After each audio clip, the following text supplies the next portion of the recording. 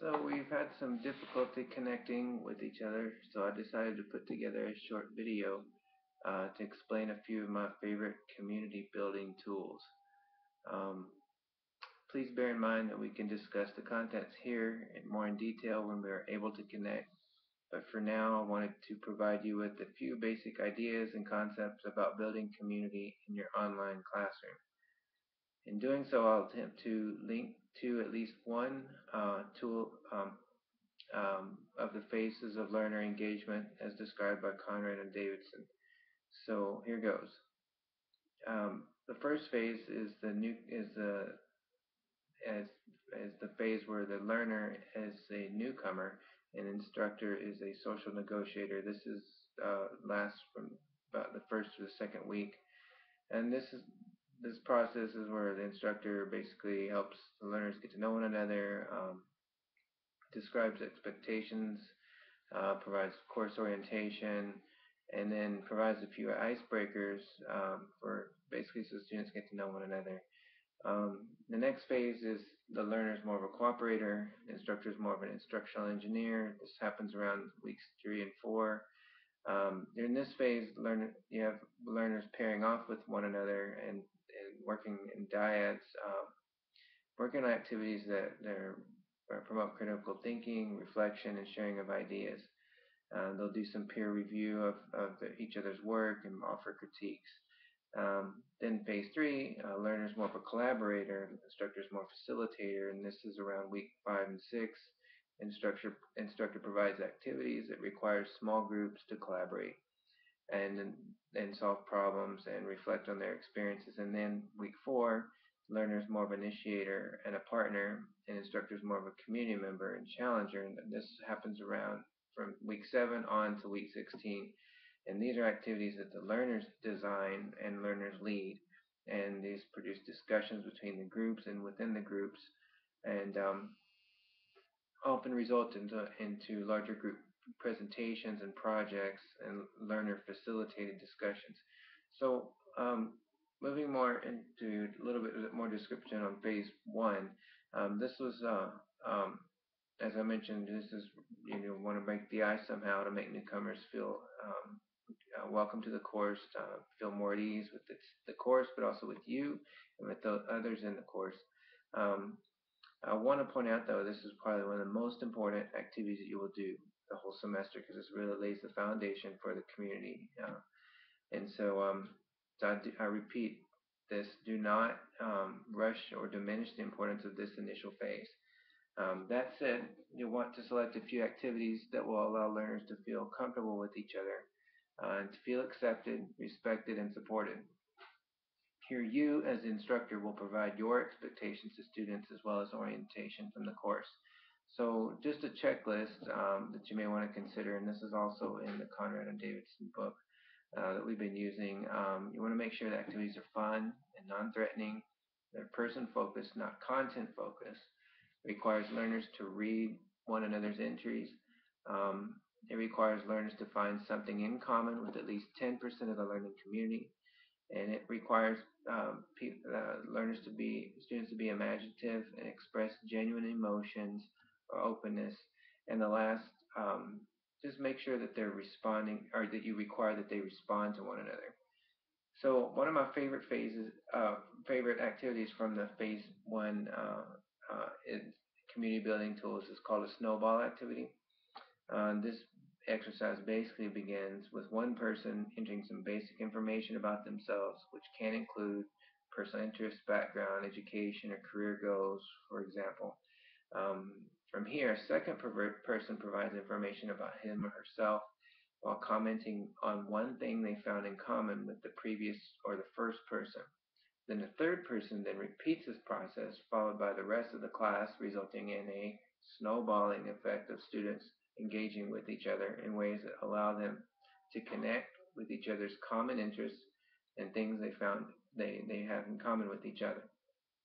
One caution is that with a very large group, the snowball can turn into an avalanche.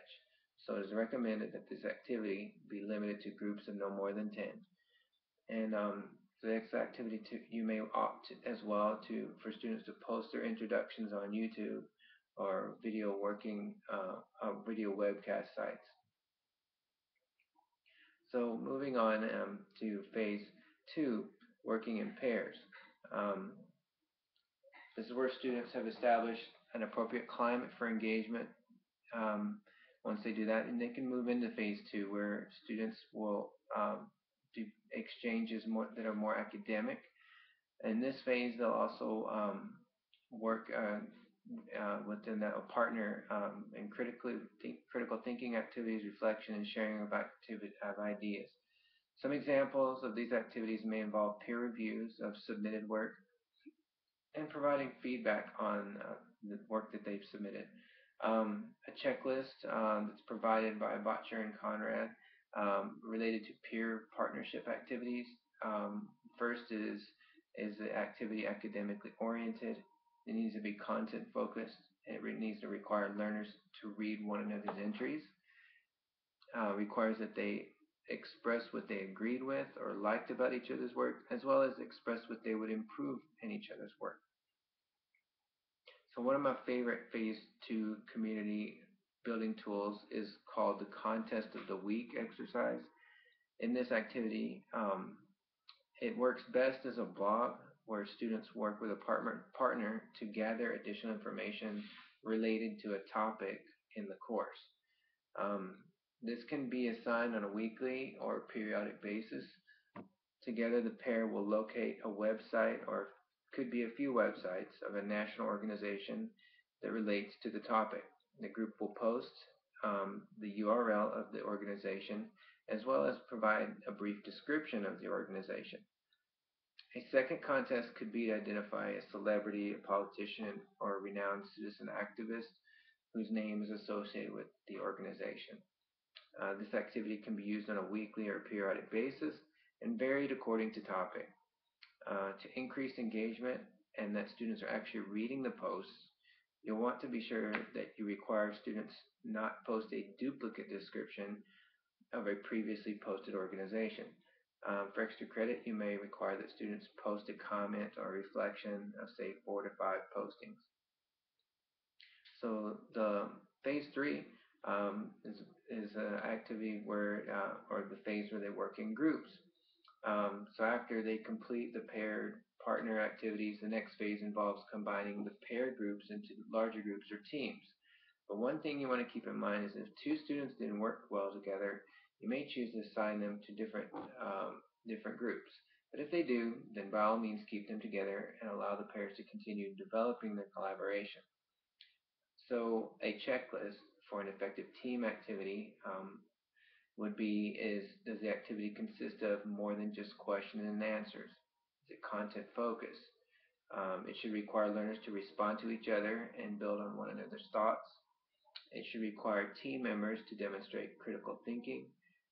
Should require the team to produce a synthesized response or an end product. And individuals in the group must be held accountable for their contributions to the discussion or the project. So one of my favorite phase 3 community building tools is called a structured discussion activity. This too is like the previous, is best used as a blog. In this activity where each member of the group will submit a commentary that supports at least one point presented and a comment that refutes at least one point presented in a selection of assigned readings, media, or instructional materials. Students will need to demonstrate their reasoning and rationale for their comments and positions taken. And to increase engagement, you'll want to require that students comment on posts from other group members. So to evaluate, they can be separated with a score attached to support comments and to the refuting comments, and then finally for the comments to another group member's post. So this basically concludes my short description of the community building tools. I hope that from viewing this presentation you've gained at least a few ideas about how to effectively engage your online students. So best of luck to you, and I hope we can connect sometime in the near future.